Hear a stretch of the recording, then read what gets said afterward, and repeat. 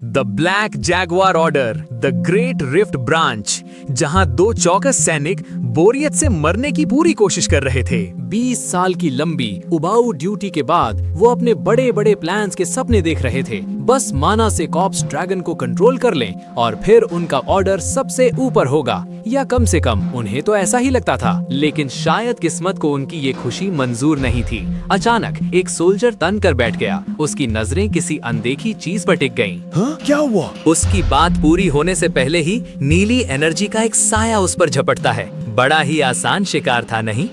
हमारा हीरो बेहोश गार्ड के ऊपर खड़ा था, उसकी लापरवाही का मजाक उड़ा रहा था। पीठ पीछे से हमला करने वाले के लिए कुछ ज्यादा ही घमंड है इसमें। लेकिन मॉनिटर्स पर नजर पड़ते ही उसका कॉन्फिडेंस डगमगा गया। ग्रेट रिफ्ट के दर्जनों लेवल 5 सुपर ह्यूमंस, शायद सीधी लड़ाई उतनी भी अच्छी आइडिया नहीं है। तो एक शानदार लड़ाई के बजाय उसने एक चालाकी भरा प्लान चुना, एक आईडी कार्ड और एक बड़ा सा लाल बटन। एडमंड, आपकी आइडेंटिटी कंफर्म हो गई है। तो ये था उसका शानदार प्लान। बस एक बटन दबाओ और सारी मुश्किलें गायब।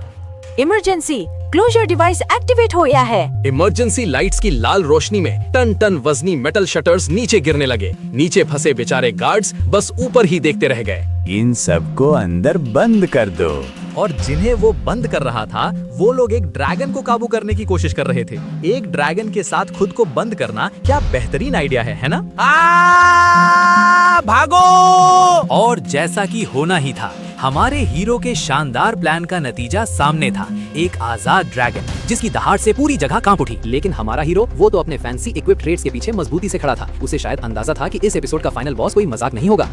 उसने अपनी भारी भरकम गन उठाई, जैसे कुछ गोलियां इस विशालकाय जानवर को रोक लेंगी। बड़ी हिम्मत है, मान गए। ये ले, एक चमकदार गोली सीधे ड्रैगन की मोटी चमड़ी से जा टकराई। क्या इससे कुछ होगा? मुझे तो शक है। और जैसा मैंने कहा था, वो गोली ड्रैगन की चमड़ी पर बस एक खरोच भी नहीं डाल पाई। जानवर को गुस्सा दिलाने का इससे बेहतर तरीका और क्या हो सकता था? एक जोरदार दहाड़ के साथ ड्रैगन ने हमला किया और जहां हमारा हीरो खड़ा था, वहाँ एक जबरदस्त धमाका हुआ। लेकिन वो किसी तरह बच निकला, आग और मलबे से दूर कूदते हुए। ये पूरा हुए बिना भी इतना स्ट्रॉन्ग है? और फिर जब समझ आया कि आमने सामने की लड़ाई बेकार है, तो उसने वही किया जो कोई भी हीरो करता, भागने के लिए अपनी स्किल्स एक्टिवेट कर ली। तो हमारा हीरो सिर्फ भाग नहीं रहा था, वो अपनी टीम की तरफ जा रहा था। वो हाफते हुए खुद को दिलासा दे रहा था कि बस थोड़ा और बच चाहिए। टीचर, हम यहाँ हैं। आवाज सुनकर वो फुर्ती से अपनी टीम के पास पहुंचा। वहां पहुंचते ही उसने काली नाम की लड़की से पूछा कि क्या यही वो जगह है। लेकिन इससे पहले कि कोई कुछ समझ पाता, ड्रैगन दहाड़ता हुआ उन पर झपट पड़ा। हीरो के चेहरे पर डर साफ था, जैसे उसे लगा कि शायद बहुत देर हो चुकी है। अरे वाह, कहानी में एक नया मोड़। ठीक जब हमारे हीरोज राख बनने वाले थे, ड्रैगन से लड़ने के लिए एक नया स्टार डिसेंडेंट आ गया। हमारा हीरो किम तो काफी खुश लग रहा है। उसे लगा कि उसकी मुश्किलें अपने आप हल हो जाएंगी। लेकिन उसे जल्द ही समझ आ गया कि स्टार डिसेंडेंट इतनी आसानी से नहीं हारने वाला। मेरा असली प्लान तो अब शुरू होता है। और क्या शानदार प्लान था। उसने एक सुनहरा हथौड़ा बुलाया और सीधे स्टार डिसेंडेंट पर दे मारा। तेरी हिम्मत कैसे हुई कीड़े? ड्रैगन कंफ्यूजन में दहाड़ा, जबकि किम बस मुस्कुराया। ऐसा लगता है कि उसका असली प्लान कॉप्स ड्रैगन की मदद करना था, या शायद कुछ और ही। तो ये था किम का असली प्लान। एक चमकती हुई नीली एनर्जी से एक अजीब सा टेंटिकल्स वाला मॉन्स्टर बाहर आया और आते ही उसने सबको होली स्टार रूलर को सैक्रिफाइस करने की धमकी दे डाली। और पता है ये कौन है? काली की ग्रैंडमदर, द टेंटिकल लेडी। वाह, क्या फैमिली रियूनियन है। ग्रैंडमा? इसके साथ मैंने सारे मेन एक्टर्स को एक जगह इकट्ठा कर लिया है। हमारा हीरो तो खुश है कि उसकी कहानी के सारे किरदार अब एक ही स्टेज पर हैं। पर मुझे लगता है कि इस प्ले का एंड बहुत ट्रैजिक होने वाला है। काली की ग्रैंडमदर ने अपना ब्लड गॉड डांस शुरू किया। सुनने में तो बड़ा एलिगेंट लगता है, पर असल में ये बस एक जानलेवा हमला था। लेकिन मेरी मार्स वॉर टेक्निक के सामने ये कुछ भी नहीं। और फिर हमारे हीरो ने अपनी सुपीरियर टेक्निक दिखाई। एक सिस्टम विंडो चमकी और उसकी पूरी ऑरा लाल हो गई। कितना प्रिडिक्टेबल है। लेकिन इस ड्रामे के बीच किम की नजर कहीं और थी। अरे हाँ, सेलेस्टियल स्टार और कॉप्स ड्रैगन भी तो एक दूसरे को फाड़ रहे थे। शायद किसी को उनकी भी परवाह है। जैसा कि हमारे हीरो ने सोचा था, स्टार डिसेंडेंट की जीत पक्की लग रही थी। हर चीज उसके प्लान के मुताबिक चल रही थी, या ऐसा वो हमें यकीन दिलाना चाहता है। और बस इसी इशारे का इंतजार था। एक शैतानी मुस्कान के साथ किम आगे बढ़ा। आखिरकार कॉप्स ड्रैगन को थकाने की उसकी सारी मेहनत रंग लाने वाली थी। ये सब बस इसी एक पल के लिए था। अरे वाह, लगता है ग्रैंडमा की तरकश में सिर्फ डांस ही नहीं था और जानलेवा नीली एनर्जी की सुनामी। हमारे हीरो का शानदार प्लान शायद इतना भी शानदार नहीं था। उसने किम को उसकी औकात याद दिलाई और स्टार रूलर के सामने सरेंडर करने को कहा। और फिर भी जब मौत उसके चेहरे के ठीक सामने थी, किम के चेहरे पर एक अजीब सी मुस्कान थी। और ठीक जब लगा कि हमारे हीरो का खेल खत्म, एक गोल्डन शील्ड कहीं से भी उस जानलेवा अटैक को रोक लेती है। उफ, इसमें अभी भी ताकत बची है। लेकिन उसकी हैरानी बस एक पल की थी, क्योंकि जाहिर है वो एक ब्लेस्ड पैलेडिन है और उसके लिए सब कुछ आसान है। लो जी, अब हमारे हीरो में देवताओं की शक्ति भी आ गई। बड़े बड़े नाम लिए जा रहे हैं, गाया और थॉर। गाया का प्रोटेक्शन और थोर की स्ट्रेंथ। और इसी ऐलान के साथ हथौड़ा पूरी ताकत से जमीन पर, सुनहरी बिजली का एक जबरदस्त तूफान सीधे उस मॉन्स्टर के ऊपर जा गिरा। अब तक तो वहाँ भी सब निपट गया होगा। तो जैसा कि मैंने कहा था, असली फाइट तो अभी बाकी थी। बड़े ही आराम से, जैसे कोई बहुत जरूरी काम करने जा रहा हो, वो अपनी तलवार की मूठ पर हाथ रखा है। इसे खत्म करने का टाइम आ गया है। और इस ऐलान के साथ वो अपनी पूरी ताकत समेट लेता है। चारों तरफ एनर्जी का तूफान। और ये देखिए एक और शानदार एक्शन सीन। हवा में उड़ते हुए हमारा हीरो सीधे उस विशाल मॉन्स्टर के सिर पर जा उतरता है, बिल्कुल फिल्मी अंदाज में। इम्पॉसिबल। बेचारे को शायद यकीन ही नहीं हुआ और इससे पहले कि वो कुछ समझ पाता, एक बिजली की तेजी से तलवार चली और सब खत्म। तो लीजिए, सेलेस्टिया स्टार और ड्रैगन दोनों का खेल खत्म। ऑपरेशन सक्सेस, एकदम परफेक्ट। वो खुद से बातें कर रहा है कि स्टार डिसेंडेंट के कंट्रोल में रही वो औरत अब होश में आ जाएगी, लेकिन हमेशा एक लेकिन होता है ना? उसकी लाइफ स्पैन भी अब खत्म होने वाली है। कितनी दुखद बात है। और ये देखिए, एक और काली की एंट्री, जिसका नाम देवी काली के नाम पर है। वो अपनी दादी को गिरते हुए देखकर दौड़ी चली आ रही है। ग्रैंडमा। हमारा हीरो योद्धा किम बड़ी शांति से दादी के पास पहुंचता है। वो कुछ होली वाटर के बारे में बताता है, जिससे इनकी लाइफ थोड़ी और बढ़ जाएगी। और जैसे ही वो पानी डालता है, एक तेज नीली रोशनी दादी की बॉडी से चमकने लगती है। अचानक वो बूढ़ी औरत एक जवान लड़की में बदल जाती है। हीरो का मानना है कि यही उसका असली रूप है। शायद इसी उम्र में वो एक एलियन स्पीशीज बनी होगी। ग्रैंडमा। और फिर होता है एक इमोशनल फैमिली रियूनियन। दादी, जो अब जवान हो चुकी है, अपनी पोती को पहचान लेती है। वो बताती है कि काली की यादों के सहारे ही उसने एलियंस के मेंटल अटैक झेले हैं। कितनी प्यारी कहानी है। दोनों ही किसी गॉडेस की आखिरी वंशज हैं, ऐसा दावा किया जा रहा है। और इसी वजह से एक अजीबो गरीब कंडीशन सामने आती है। तो अगर मैंने तुम्हें काल रात्रि नहीं दी तो तुम मर जाओगी। मौत की खबर देने के ठीक बाद वो उसके पिता का हाल पूछती है। काली सियोल जाकर अपने डैड से मिलने का सुझाव देती है, पर दादी कहती है कि उसके पास ज्यादा टाइम नहीं है। कितना आसान बहाना है। और फिर मानो अपनी बात साबित करने के लिए उसका शरीर राख में बदलने लगता है। काली बस घबरा कर देखती रह जाती है। अपनी पोती को नजरअंदाज करके वो हीरो से एक रिक्वेस्ट करती है, उसे अपनी राख फ्लोटिंग आइलैंड ऑफ केओस पर बिखरवानी है, जिसके बदले में वो एक इनाम का वादा करती है। और फिर वो ऐलान करती है कि अब वो काली को काल रात्रि देगी। जाहिर है काली को ये आइडिया पसंद नहीं आया। नहीं। लेकिन दादी उसे चुप करा देती है। उसे ये लेना ही होगा। आखिर माँ बाप और दादा दादी को ही तो पता होता है कि हमारे लिए क्या अच्छा है ना? और फिर शुरू होता है इमोशनल ब्लैकमेल। अगर काली ने ये गिफ्ट नहीं लिया तो उसकी दादी की आत्मा हमेशा भटकती रहेगी। इसी के साथ हवा में एक चमकदार तलवार बनती है और हाँ, बिल्कुल एक गेम की तरह उस पर SSR काल रात्रि लिखा हुआ है। काली के उसे छूते ही एक जबरदस्त लाल ऑरा उसे घेर लेता है। उसके चेहरे और हाथों पर अजीब निशान उभर आते हैं। लगता है काफी दर्द हो रहा है। अपनी पोती को तड़पता देख दादी मुस्कुराती है और कहती है कि अब उसे शांति मिल सकती है। उसका शरीर धीरे धीरे राख बन रहा है। ग्रैंडमा। अपनी दादी को राख में बदलते देख काली उसे रोकने की बेताब कोशिश करती है। नहीं, तुम नहीं जा सकती। लेकिन दादी उसकी एक नहीं सुनती। वो हीरो को धन्यवाद देती है और अपना रिचुअल शुरू कर देती है। एक पल में उसका शरीर आग की लपटों में घिर जाता है। आग के बीच से दादी की आवाज आती है। उसे उदास ना होने के लिए कहती है, क्योंकि उनका परिवार हमेशा दिल से जुड़ा रहेगा। कितना फिल्मी है। और फिर हम उस जगह पहुंच जाते हैं, floating island of chaos. Hero हमें बताता है कि ये जगह माना ग्रोथ के लिए अच्छी है, पर यहाँ किसी अजीब बीइंग की वजह से म्यूटेंट बनने का भी खतरा है। काली को लगता है कि उसे अपनी दादी की आवाज सुनाई दे रही है, पर हमारे हीरो के मुताबिक ये गॉडेस काली की आवाज है, क्योंकि वो दोनों उनकी भक्त हैं। कितना कन्वीनियंट है। इस आवाज से सुकून पाकर काली लावा के किनारे चलती है और अपनी दादी की राख को बिखेर देती है। गॉडेस, प्लीज मेरी ग्रैंडमा का ध्यान रखना। और बस इतना कहते ही जमीन पर एक विशाल चमकता हुआ मैजिक सर्कल उभर आता है। लगता है प्रार्थना कुछ ज्यादा ही जल्दी कबूल हो गई।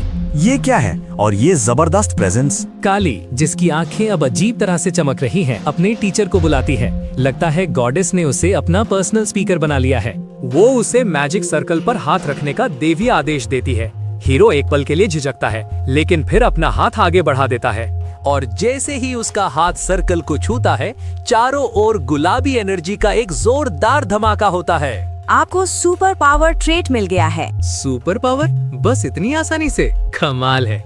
हीरो को तो यकीन ही नहीं हो रहा कि उसे ये ट्रेट इतनी सरलता से मिल गया। काली इसे देवी का तोहफा बताती है, पर हीरो को समझ आ गया है कि इस ट्रेट के मिलने का मतलब है कि यहीं इसी वक्त कुछ होने वाला है। टीचर, क्या आप मेरी स्पीड मैच कर सकते? लगता है नई सुपर पावर सिर्फ हीरो को ही नहीं मिली, काली को भी पूरा भरोसा है कि वो काल रात्रि हासिल कर सकती है। और ये कहते ही वो हवा में तैरते आइलैंड्स के बीच से बिजली की तेजी से निकल जाती है। वाकई काफी इम्प्रेसिव है। सिस्टम उसके कुछ फैंसी ट्रेड्स दिखाता है। काला रात्रि, goddess blood, blood God dance. नाम तो बड़े भारी भरकम रखे हैं। लेकिन हमारा हीरो भी कहाँ पीछे रहने वाला था। एक पल की खामोशी के बाद वो भी उसके पीछे निकल पड़ता है। आखिरकार उसके पास भी एक्सेलरेट, लाइटनिंग और ताज़ा ताज़ा मिली सुपर पावर जैसे ट्रेड्स हैं। ये रेस तो मजेदार होगी। तो सुपर पावर मिलते ही हीरो के बाकी छिपे हुए टैलेंट्स भी जाग गए हैं, ऐसा उसका मानना है।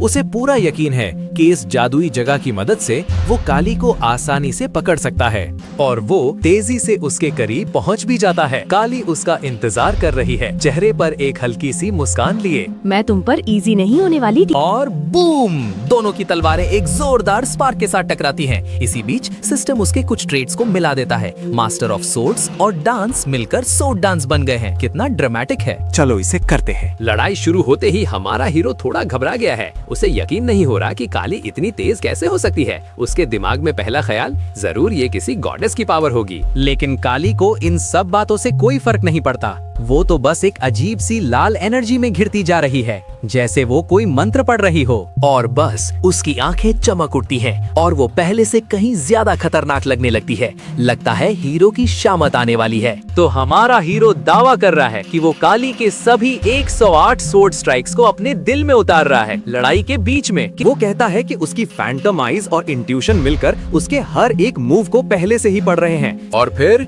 जैसे किसी फिल्म का सीन हो, एक नया फॉर्म बन जाता है। उसके चारों ओर एक सुनहरा ऑरा चमकने लगता है, मानो कोई डिवाइन पावर मिल गई हो। हाँ, मेरा अपना खुद का स्वॉर्ड डांस। लो जी, आ गया इनका अपना स्वॉर्ड डांस, जो कहते हैं ब्लडी शैडो या काल रात्रि से बिल्कुल अलग है। ये है द फ्लैशिंग काल रात्रि। और इसके साथ ही उसके चेहरे पर एक अजीब सी स्मग मुस्कान है। आखिरकार मैंने इसे पूरा ही कर लिया, शायद यही सोच रहा होगा। और ये क्या, सिस्टम को भी ड्रामा करना पसंद है। स्क्रीन पर 3 ट्रेड्स चमक रहे हैं, काल रात्रि, मार्स स्वॉर्ड टेक्निक और स्वॉर्ड ऑफ नेफिलिम। वाह, आर्केन सियोल की टॉप 3 स्वॉर्ड टेक्निक्स एक साथ, कितनी कन्वीनियंट बात है। तो देखो, नई पावर मिलते ही जनाब के इरादे कितने बड़े हो गए हैं। उनकी पकड़ तलवार पर और भी मजबूत हो जाती है। उसकी आंखों के सामने उसके दुश्मन नाच रहे हैं, हेवनली डीमन, सेंटेस और वो रहस्यमयी फादर। क्या लिस्ट है। और ये देखो उसके चेहरे की शैतानी मुस्कान, जैसे उसे यकीन हो कि अब उसे कोई नहीं रोक सकता। मैं सबको काट डालूंगा। के। अरे, इस खतरनाक माहौल के बीच अचानक कोई तो है जिसे ये सब ड्रामा लग रहा है। वो कुछ ज्यादा हो गया टीचर। और हमारा महान विलन अचानक से एक पकड़ा गया बच्चा बन जाता है। सोरेन अपनी दोस्त को पकड़े हुए है, जो अभी भी अजीब सी हालत में है और वो उसे घूर रही है। किम कुछ समझाने की कोशिश करता है, लेकिन सोरेन को कोई बहाना नहीं सुनना। उसकी तलवार किम की आंख से कुछ इंच की दूरी पर है। वो है तुम्हारे साथ एक स्पार। और सिर्फ सोरेन ही नहीं, उसके दोनों साथी भी एक्शन के लिए तैयार हैं। उनके इक्विप ट्रेड्स की स्क्रीन हवा में ऐसे चमक रही हैं, जैसे ये कोई वीडियो गेम हो। शायद है भी। हाँ, यही तो वे चाहते थे। अब जब वो और स्ट्रॉन्ग हो गया है तो सब उसे टेस्ट करना चाहते हैं। तो आखिरकार किम मान ही गया, अपनी सारी ताकतवर स्किल्स को दिखाते हुए, जैसे वो कोई शो ऑफ कर रहा हो। कितनी मामूली बात है। आ जाओ सब एक साथ। और बस एक ही पल में एक जोरदार धमाका। उसने सच में उन सबको एक साथ निपटा दिया। क्या ये थोड़ा ज्यादा नहीं हो गया? सब जमीन पर पड़े हैं, शायद लगभग मर ही गए थे। हमारा हीरो अकेला खड़ा है, लेकिन उसके मुंह के कोने से खून की एक पतली धार बह रही है।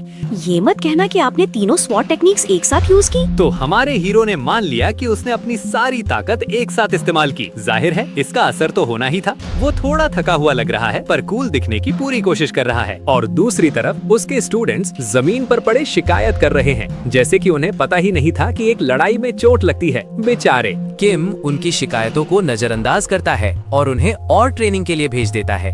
फिर वो कहता है कि उसे कहीं जाना है और एक आने वाले खतरे की बात करता है। कुछ बड़ा? किम की आंखों में पिछले टेरर अटैक की यादें ताजा हो जाती हैं। जलता हुआ शहर, तबाही। ये इतना सीरियस होगा कि पूरा सियोल पैरालाइज हो जाएगा। सबके चेहरे पर हवाइयां उड़ने लगती हैं और सीन कट होकर एक अजीब सी चमकती हुई मशीन पर जाता है। लगता है हमारा हीरो किसी साइंस प्रोजेक्ट के लिए जा रहा है। और बूम, एक और लेवल अप। सिस्टम उसे मास्टर कहकर मुबारकबाद दे रहा है कि वो लेवल 7 पर पहुंच गया है, जैसे कोई बहुत बड़ी बात हो। लेवल 7 का मतलब है एक चलता फिरता डिजास्टर, एक एयरक्राफ्ट कैरियर के बराबर की ताकत। क्या ये थोड़ा ज्यादा नहीं हो गया? लेकिन इतनी पावर के बाद भी हमारा हीरो खुश नहीं है।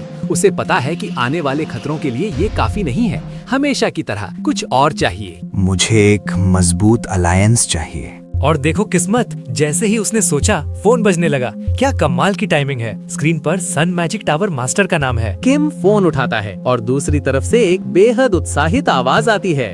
ओ सुपर ह्यूमन किम, मैंने तुम्हें आज डींगे मारने के लिए कॉल किया है। ये कंप्लीट हो गया। किम हैरान है। क्या ये वही सीन फ्लैशबैक में जाता है? 2 साल पहले की एक बचकानी शर्त, एक वॉरियर और एक मेज के बीच की लड़ाई कि किसका अल्टीमेट फ्लेम बेहतर होगा। इन लोगों के ईगो भी कमाल के हैं। प्रेजेंट में सन मैजिक टावर सोने की तरह दमक रहा है। लगता है टावर मास्टर ने अपनी डींग पूरी कर दी। सोचा नहीं था हमारा सपना इतनी जल्दी पूरा होगा। किम बड़े आराम से टावर मास्टर को मुबारकबाद देता है, जैसे उसे कोई फर्क ही नहीं पड़ता। पर क्या सच में ऐसा है? उसे वो बचकानी शर्त याद आती है। अगर वो हारा तो अपनी पूरी जिंदगी मैजिक टावर की सिक्योरिटी गार्ड की नौकरी करेगा। उसकी आत्मा लगभग शरीर छोड़ ही देती है। दूसरी तरफ टावर मास्टर अपनी जीत के नशे में चूर है। उसे लगता है कि किम अब हार मान ही लेगा। लेकिन हमारा हीरो चुपचाप हार मानने वालों में से नहीं है। वो टावर मास्टर को शर्त की असली बात याद दिलाता है। ये नहीं कि कौन पहले बनाएगा, बल्कि किसका बेहतर होगा। क्या तो तुमने भी? हाँ, तो अब कंपेयर करें कि किसका अल्टीमेट फ्लेम बेहतर है। मैं भी पूरी तैयारी से आया हूँ। और फिर वे एक बड़े से हॉल में पहुंचते हैं जहां सारे एक्सपर्ट्स जमा हैं। कानाफूसी शुरू हो जाती है। एक मामूली वॉरियर और अल्टीमेट फ्लेम, नामुमकिन। लगता है यहाँ सिर्फ एक ही बूढ़े आदमी की नजरें पार की हैं। क्लोजअप शॉट किम की उंगली पर, जहां एक छोटी सी लगभग ना के बराबर लौ जल उठती है। टावर मास्टर की आंखों में साफ निराशा दिखती है। क्या यही है वो बड़ी चुनौती? नहीं, बिल्कुल नहीं। मैंने एक अलग डायरेक्शन चुना है। टावर मास्टर को शायद तसल्ली हुई है। इतनी छोटी सी चिंगारी को भला कौन अल्टीमेट फ्लेम कहेगा? पर क्या सच में मामला इतना ही सीधा है? मेरी बनाई हुई सुप्रीम फ्लेम। वो बताना शुरू करता है, या यूं कहें कि डींगे हाँकना शुरू करता है कि कैसे उसने 6 बहुत ही रेयर मटेरियल्स को कंबाइन किया है। स्क्रीन पर विजुअल्स चमकते हैं। लेवल 2 पर मिली ब्लैक फ्लेम, मैजिक इम की मदद से मिला सोलर फ्लेयर, स्टिग्मा से छुटकारा दिलाने पर इनाम में मिला इन्फर्नो, गोल्ड ड्रैगन से लड़कर जीती flame of the dragon king, और आखिर में गॉडेस गाया से मिली हेवनली फ्लेम। कहानी जारी रहती है। आखिरी चीज थी केओस फ्लेम, जो उसे कॉर्प्स ड्रैगन से लड़ते हुए मिली थी। कॉर्प्स ड्रैगन, और इन सब को मिलाकर उसने एक ऐसी फ्लेम बनाई है जो सेंटेस की फ्लेम को भी निगल सकती है। बड़ा दावा है। टावर मास्टर उसकी बातों को तौलते हैं। उनके चेहरे पर कोई भाव नहीं है। किम समझाने लगता है कि उसकी सुप्रीम फ्लेम अलग है। उसने पावर कम करके माना की खपत घटा दी है, मतलब उसने एक कमजोर फ्लेम बनाई है। अजीब लॉजिक है। किम की मुस्कान और चौड़ी हो जाती है। वो बताता है कि जैसे जैसे वो माना डालेगा, फ्लेम की पावर बढ़ती जाएगी, इतनी कि वो टावर मास्टर की अल्टीमेट फ्लेम की बराबरी कर लेगी। उसकी हथेली में लौ थोड़ी और तेज हो जाती है। खैर, वो तो देख लेंगे। टावर मास्टर अपनी पूरी ताकत से सन मैजिक टावर की अल्टीमेट फ्लेम को रिलीज करते हैं। वो बड़े गर्व से किम को हार मानने की सलाह देते हैं, क्योंकि जाहिर है इसे कोई सुपर ह्यूमन भी नहीं झेल सकता। बड़ा ही ओरिजिनल डायलॉग है। लेकिन आग का वो विशाल सैलाब किम की छोटी सी लौ की एक पतली सी लाइन से टकराकर रुक जाता है, जैसे एक लहर चट्टान से टकराई हो। क्या? टावर मास्टर की आंखें शॉक में फैल जाती हैं। उन्हें अपनी आंखों पर यकीन नहीं हो रहा। ये नामुमकिन है। वो बड़बड़ाते हैं कि आग की एक पतली सी लकीर ऐसा कैसे कर सकती है। लगता है इस लड़के को कम समझना बहुत बड़ी गलती थी। किम की लौ इतनी तेज हो जाती है कि पूरी मशीन चरमराने लगती है। ये देखकर टावर मास्टर घबरा जाते हैं। रुको, अब तुम रुक सकते हो। आखिरकार उनकी अल्टीमेट फ्लेम का स्कोर डिस्प्ले होता है 441। क्या सच में यही उनकी लिमिट थी? इसके ठीक उलट किम अपनी उंगलियों पर एक छोटी सी लौ जलाता है, लेकिन इस छोटी सी लौ का स्कोर आता है 800। ये नामुमकिन है। 800 का स्कोर। टावर मास्टर, जिनका घमंड चकनाचूर हो चुका है, पूछते हैं कि किम ने ये अविश्वसनीय कारनामा कैसे किया। मैंने तो बस कॉपी किया। बस कॉपी किया? कितना आसान जवाब है। या तो ये लड़का एक अजूबा है या फिर बहुत बड़ा झूठा, और मेरा दांव दूसरे ऑप्शन पर है। किम ने बड़ी ही चालाकी से टावर मास्टर को एक ऑफर दिया, अल्टीमेट फ्लेम को पूरा करने का तरीका, और बेचारे टावर मास्टर ऐसा लगा जैसे उन्हें कोई खजाना मिल गया हो। लेकिन इस दयालुता की एक कीमत थी। शर्त जीतने का हवाला देते हुए किम ने अपनी रिक्वेस्ट सामने रखी। ठीक है, बोलो क्या है? किम के चेहरे पर एक ठंडी मुस्कान थी, जैसे वो इस पल का ही इंतजार कर रहा था। मेरी रिक्वेस्ट है, ओल्ड फादर के ऑर्डर के खिलाफ सन मैजिक टावर के साथ एक ब्लड अलायंस बनाना। और बस डील हो गई। बाद में बारिश में अपनी कार चलाते हुए किम संतुष्टि से सोचता है उसका प्लान पूरी तरह से काम कर गया। ओल्ड फादर के खिलाफ लड़ने के लिए अब उसके पास दो ताकतें हैं। एक और मोहरा उसकी बिसात पर सज चुका है। वाकई एक कमाल का खिलाड़ी है ये लड़का। जब किस्मत इतनी मेहरबान हो तो शक होना लाजमी है, नहीं? तभी कार के डैशबोर्ड पर एक सिस्टम नोटिफिकेशन पॉपअप हुआ। ये कुमो ग्रुप की चेयरपर्सन सियोंग की तरफ से एक फाइल थी। किम की आंखें उम्मीद से चमक उठी। उसे लगा कि ब्लैक जैगुआर ऑर्डर के मास्टरमाइंड का राज खुलने वाला है। उसने तुरंत फाइल ओपन की, लेकिन स्क्रीन पर जो दिखा वो कोई नाम नहीं था, बल्कि एक वार्निंग थी। टॉप सीक्रेट लाल अक्षरों में चमक रहा था। ये क्या बकवास है? हाँ, उसकी हैरानी जायज थी। स्क्रीन पर ईस्टर्न कॉर्प्स कमांडर कुगिगम का नाम क्यों था, ये सवाल उसके दिमाग में गूंज रहा था। जैसे ही ये नाम सामने आया, सीन एक तूफानी रात में घिरे टावर पर शिफ्ट हो गया, जहां बिजली कड़क रही थी। और अंदर परछाइयों में लिपटे कुछ लोग इंतजार कर रहे थे। लगता है कहानी में कुछ और नए चेहरे जुड़ने वाले हैं। प्रिडिक्टेबल है ना?